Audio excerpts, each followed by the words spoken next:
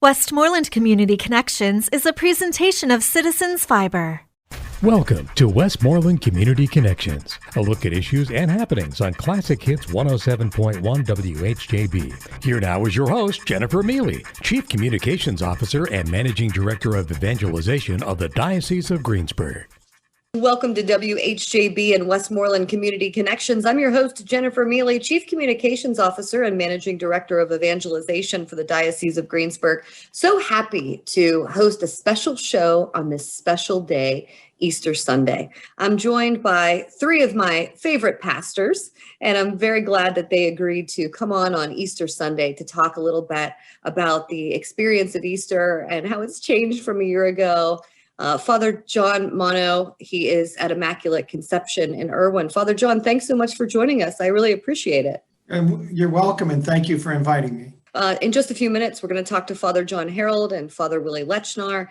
We're glad that they could join us as well. Father John, I'm going to start with you. What a difference a year makes. Do you remember Holy Week last year and how different a time was? Have you ever experienced anything like that, not only in your religious vocation, but as a child? Do you ever remember a lockdown or not being able to go to church on Easter? No, I for my whole life, I've never missed, obviously, Holy Week and Easter Sunday. And I always talked about it once it happened as my greatest nightmare as a priest, to have the church completely empty on the most important days of our Catholic faith, our Christian faith. And you really worked hard last Holy Week to try to connect with your parishioners. What did you do? What did you start doing? And what were some of the investments that you made? We immediately, knowing that we were not going to be live and face-to-face, we started a YouTube channel and produced the Sunday Masses during Lent. And then we made a great effort with the help of many people to allow ourselves to have Vigil Mass as well as Easter Mass, Holy Thursday, Good Friday, so that people could see in their own churches. And we felt that was really important. We knew there were other Masses out there, but we really wanted them to at least be able to see their priest in their churches for those great holy days. Father Willie Lechnar is with us today, and he's a longtime pastor in the diocese right now in Indiana County at Holy Family. We're thankful for you joining us. Now, last Easter, do you remember the suffering that people were going through, including yourself, and how different it was, and trying to get through such a holy and spiritual time at home? Indeed, Jen, and thanks for having me on along with my brother priest as we share our reflections, because we haven't had much opportunity to talk about this, even a priest to priest. And last year I was rehabbing from some surgery that I had, and I was recovering, and it was going well. And then all of this happened, and it was amazing because I found myself on the other side of the pastoral care screen, that I was the one who needed some pastoral care during my recovery time, and found out that it was not easy being a patient, not easy being incapacitated in a way to not be able to get out at all. And I found myself, like everyone else, watching the online masses that were available, and to watch Bishop Malesic connect with the people that were out there was a great gift. It was, and I know Father John Harold is with us today from St. Ambrose, St. Matthew, St. Sylvester. And in terms of connectivity, you really had to get creative in the ways that you reached out to your faith community, because they the demographic of that particular community was not as connected to online. So it wasn't like flipping a switch and they could just watch it. You were mailing, you were writing letters, you were calling people to stay connected. And tell us about how you undertook that and what that was like during Holy Week last year.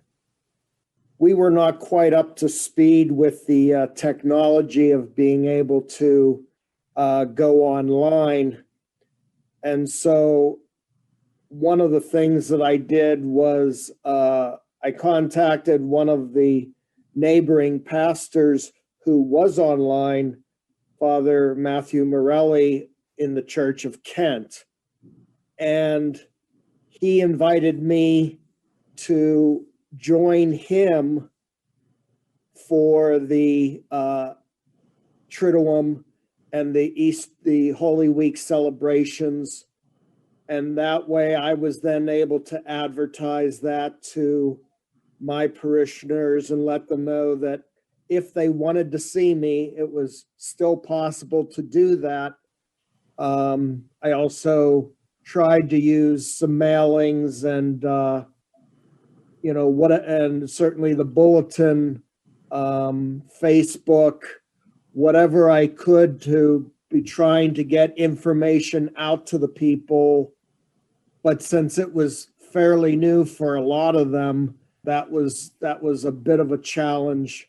But we utilized the technology that we had access to. Yeah, COVID-19 changed a lot of things, but most certainly the delivery mechanism for faith and worship. And it's interesting to see how many parishes, churches all across Westmoreland County and beyond did a hurry up and invest in this technology. I talked to a lot of leaders of their faith communities who barely used a computer before this and now are streaming straight to YouTube. So it's interesting how it pushes you toward technology, but the experience just isn't the same. And here we are a year later, and we're talking about Holy Week and Easter, most certainly and arguably one of the most important times for in-person worship, yet still limited by state restrictions, still limited because of COVID-19. And now, Father John Mono, as you prepare at a little bit larger parish in a place like Irwin, and you're starting to see those people be vaccinated, and if they're planning vacations, they're probably becoming more comfortable and coming back to church. How do you manage the social distance while maintaining the social distance, but people are coming back today? It's Easter. This is a big day. How do you manage all that? Well, first, I think we have to trust the people who are coming back. Just hearing confessions over the last week, I saw so many people for the first time because now they're fully vaccinated. Their fears are behind them and they're longing to get out and come. To this point, up to now, we have had plenty of social distance spacing. And so we're very confident that even now the people are more comfortable, but I think they also want to protect each other, and they take the precautions that we have laid out for them as the social distancing and the certainly making sure they're sanitizing their hands and doing their part. It's going to be a challenge, but I really believe that the people will respond to what we desire them to do within the liturgy at the time that they're in church. And I'm confident that the spacing, thank God, will still be able to accommodate the people who are coming.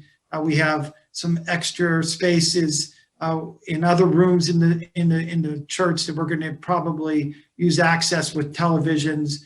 I'm just excited to see them want to come, and maybe we will have a little bit of a problem making sure that everybody is safe where they are, but I'm looking forward to that as well.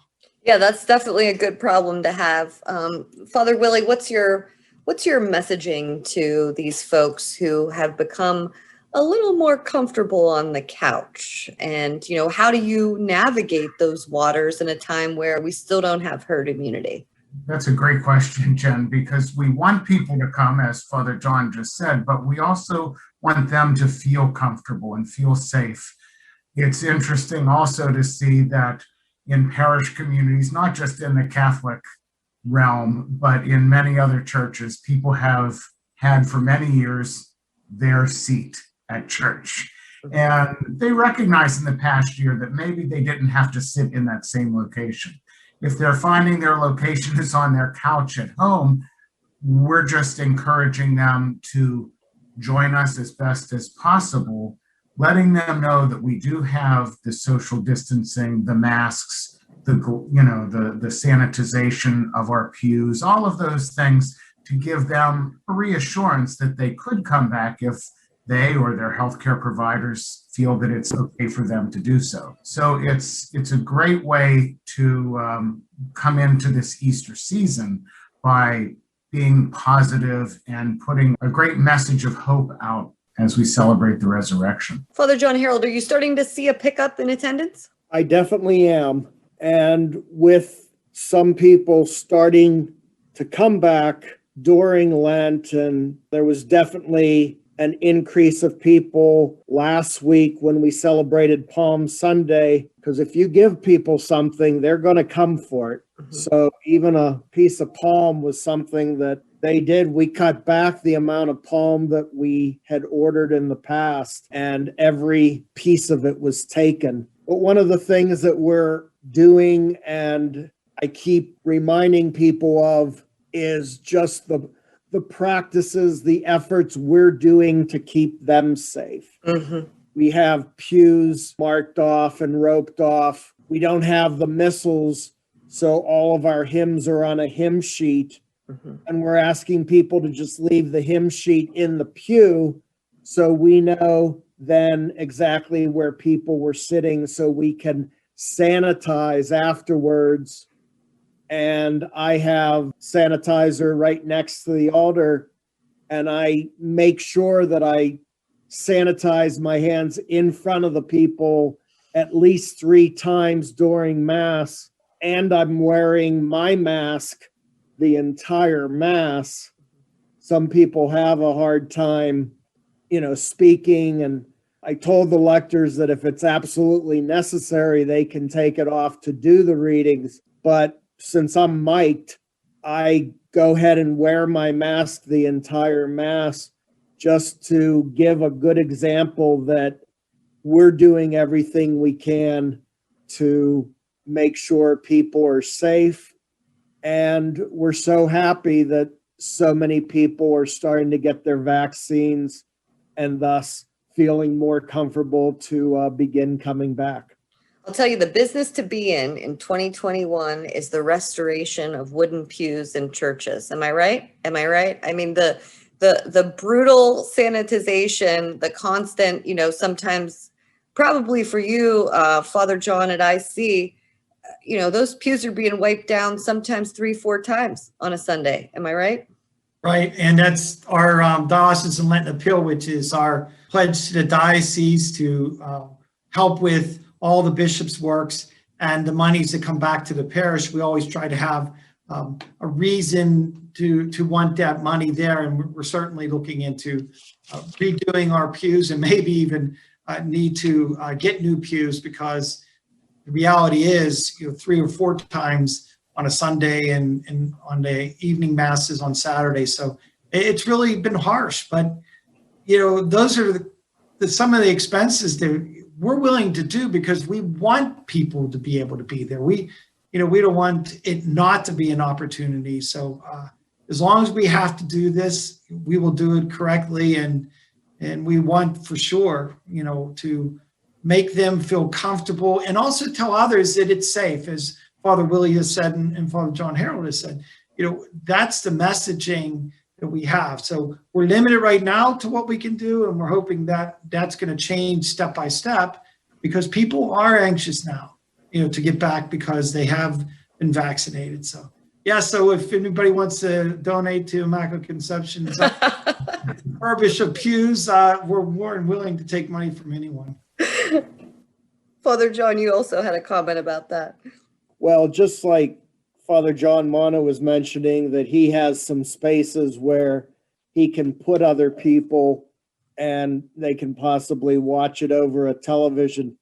My churches aren't too big, but one of the things that I'm doing is, again, putting chairs like in the nooks and crannies of the church where votive candles are, or near the confessionals. Anywhere we can put an extra chair so that more people will be able to, come and still have the chance to be a little bit further apart from one another. We're just trying to use every square inch that we can. It's Easter Sunday. You're listening to Westmoreland Community Connections on WHJB. We'll be right back. This is Westmoreland Community Connections on Classic Hits 107.1 WHJB. If you have a suggestion for a topic, or if your nonprofit organization would like to be featured on this program, call us during regular business hours at 724-216-1200. Westmoreland Community Connections is a presentation of Citizens Fiber. Welcome back to Westmoreland Community Connections on WHJB. I'm your host, Jennifer Miele. So happy to be joined on this very wonderful Easter Sunday by three local pastors, Father John Mono, Father John Harold, and Father Willie Lechnar. These guys are great teammates, and they're also just great people, really trying to keep people safe, especially this Easter Sunday, the holiest day that we can imagine. And for some people, still not being able to be in the presence of a worship house is very, very difficult. So there are lots of opportunities to worship online these days, but we're starting to wonder when the tides will turn and when people will be able to be safe heading back. So I'm going to head back to Father John Mono, who is pastor of Immaculate Conception in Irwin. I remember how much you struggled when the churches weren't open at all. You said earlier in the program, and also told me multiple times, that it was your worst nightmare as a priest. Is that right? Absolutely. Nothing that you could ever even fathom, that, the reality of no one being there, especially Immaculate Conception. Over the years, we were averaging 550 people at a mass, 4 or 5 masses a weekend. And then all of a sudden, there was no one even to be with. And it was kind of frightful from that perspective. The only thing that gave me great hope and consolation was, I know as hard as it was for me, it was nightmares for others. I'm only 60 years old, but, parishioners who are 85, 90 years old never missed Sunday Mass, not alone Holy Week.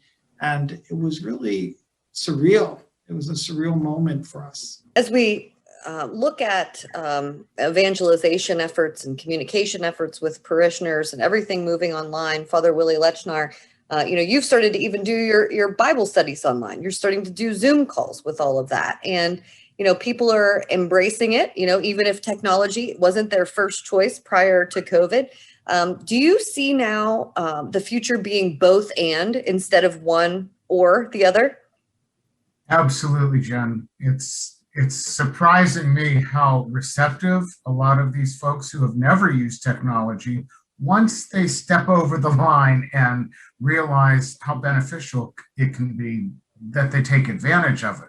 We had a 5-week series during Lent of a reflection on who Jesus is in our lives. And we had varying numbers each week, but around 20 to 25 or 30 people each week.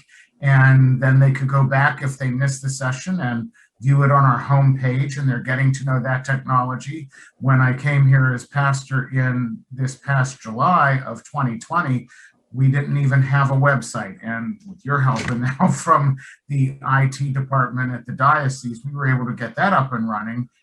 And we had a number of views for our Christmas Mass that people were starting to gravitate to if they weren't able to make it. And we received, and you don't even know this, we received a number of calls in the past week. So during the week, we recorded and pre-recorded an Easter Sunday Mass, and it's on our website now. And so a lot of the people were still, as Father John Mono said, they're just a little bit hesitant, and they're kind of waiting to make that leap, so to speak. And once they see their parish and see what they miss, I think that they're going to even want to come out more. Father John Harold, I think sometimes it's hard for people to understand that any church of any faith has to be self-sustaining, right? They have to cover the cost of their operations, the cost of their pastor, the cost of staff, the cost of all the programs, the community outreach.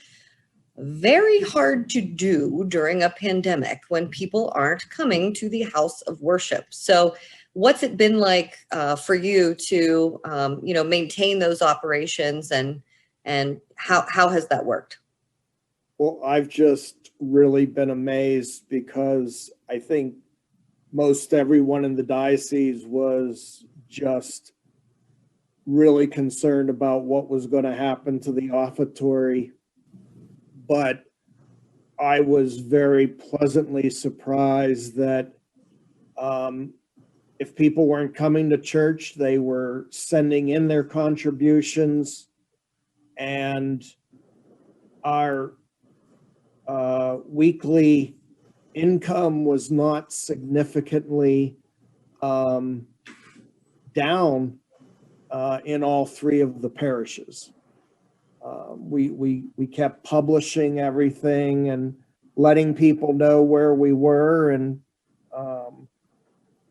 in a letter that I sent out this year for Holy Week and letting people know what the schedule is this year, I took the opportunity to remind people that if they're not coming, there's a variety of ways that they can send in their donations and continue to support the parish, whether they're watching at home or coming to church. Very nice. And also our DLA, our numbers are doing very well.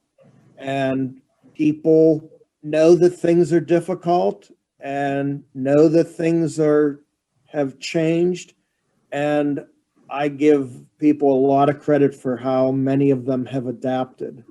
I think some people just have used this as an excuse that, hey, if I can sit on the couch and watch Mass and not have to do not have to be as active, they've taken advantage of that. But the people have been coming back because they really want to practice their faith.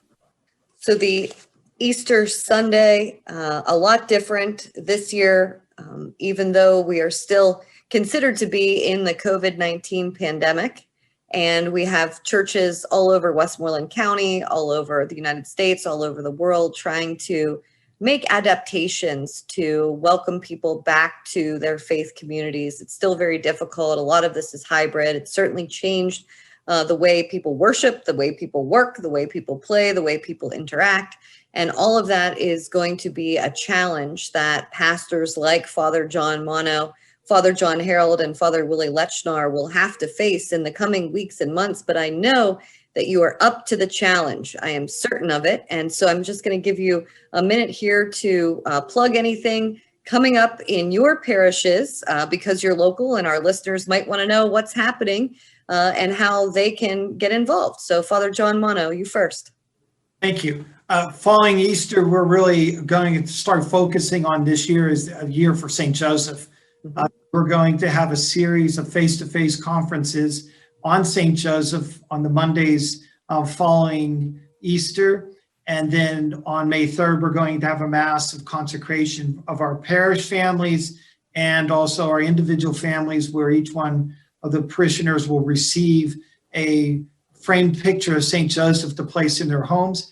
And even though that's going to be on Mondays face-to-face, on Thursdays it will be also on our Operation Safe Mode YouTube video for those who cannot come. And just remember, I think in closing, when Father John Harold was speaking, my brother had sent me a text and said he read an article, 33 million souls have been saved through the vaccination. Jesus saves the souls. The body's going to, as Father John Harold said, it's going to come to death, whether we don't want it to be COVID, but it's going to happen somewhere along the line. And that's the true Easter joy that allows us to have that confidence. And St. Joseph being one that guides us through all those times that we need to be courageous. Wonderful. Father Willie, up and coming in your parish. Up and coming at Holy Family Parish in Seward. We are still in Westmoreland County. Geographically, we're on the far border. We're not an outpost parish. We're a gateway parish into the diocese.